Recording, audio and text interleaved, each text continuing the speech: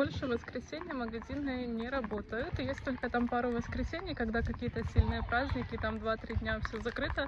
Только тогда делают воскресенье, и называется оно неделя Хандлова. То есть воскресенье, в которое все магазины работают. Но что делать, когда приходит воскресенье и ты хочешь кока-колы? Конечно же, бежать в Жабку. Есть такие магазины в Польше, маленькие Жабки, они на каждом шагу, и они практически все в воскресенье работают.